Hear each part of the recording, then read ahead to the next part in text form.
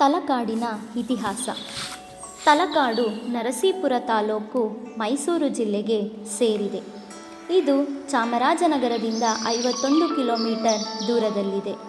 ತಲಕಾಡಿಗೆ ಸಂಸ್ಕೃತದಲ್ಲಿ ದಲವನಪುರ, ತಮಿಳಿನಲ್ಲಿ ತಲೈಕಾಡ್, ಕನ್ನಡದಲ್ಲಿ ತಲಕಾಡು ಎಂದು ಕರೆಯುತ್ತಾರೆ. ಇದು ಧಾರ್ಮಿಕ ಕ್ಷೇತ್ರವಾದ್ದರಿಂದ ಹಲವು ಧಾರ್ಮಿಕ ನಂಬಿಕೆಗಳ ಕಥೆಗಳನ್ನು ಒಳಗೊಂಡಿದೆ. ಇಲ್ಲಿ ಹರಿಯುವ ನದಿ ಕಾವೇರಿ. ಇಲ್ಲಿನ ಪ್ರಮುಖವಾದ ವ್ಯವಸಾಯ ಉತ್ಪನ್ನಗಳು ಭತ್ತ, ರಾಗಿ, ಎಣ್ಣೆಕಾಳುಗಳು, ಹಿಪ್ಪುನೇರಳೆ ಮತ್ತು ಕಬ್ಬು ಮುಂತಾದ ಬೆಳೆಗಳನ್ನು ಬೆಳೆಯುತ್ತಾರೆ. ತಲಕಾಡಿಗೂ ಮಾಲಂಗಿಗೂ ಅವಿನಾಭಾವ ಸಂಬಂಧ ಹೊಂದಿದೆ. ತಲಕಾಡಿನಿಂದ ಮಾಲಂಗಿಗೆ ಹೋಗಲು ಜನರು ತೆಪ್ಪದ ಮೂಲಕ ಹೋಗುತ್ತಿದ್ದರು.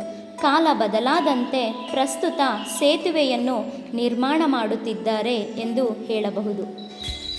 ತಲಕಾಡು ಮರಳಾಗಲು ವೈಜ್ಞಾನಿಕ ಕಾರಣಗಳು ಮತ್ತು ಒಂದು ಹೆಣ್ಣಿನ ಶಾಪದ ಕಥೆಯೂ ಸಹ ಒಂದಾಗಿದೆ.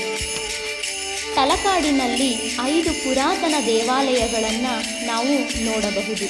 ಪಂಚಲಿಂಗ ದರ್ಶನ ಮತ್ತು ಪೌರಾಣಿಕ ಹಿನ್ನೆಲೆಗಳನ್ನು ಒಳಗೊಂಡಿದೆ. ಇದು ಪವಿತ್ರ ಪುಣ್ಯಕ್ಷೇತ್ರ ಅಲ್ಲದೆ ಪ್ರವಾಸಿ ತಾಣವಾಗಿದೆ. ಇಲ್ಲಿಗೆ ಬರುವ ಭಕ್ತಾದಿಗಳು ಮೊದಲು ದೇವರ ದರ್ಶನ ಮಾಡಿ ನಂತರ ಕಾವೇರಿ ತೀರದಲ್ಲಿ ಸಂತೋಷದಿಂದ ಕಾಲ ಕಳೆಯುತ್ತಾರೆ. ತಲಕಾಡು ಗತಕಾಲದಲ್ಲಿ ವೈಭವದಿಂದ ಮೆರೆದ ಒಂದು ಬೃಹತ್ ನಗರವಾಗಿತ್ತು.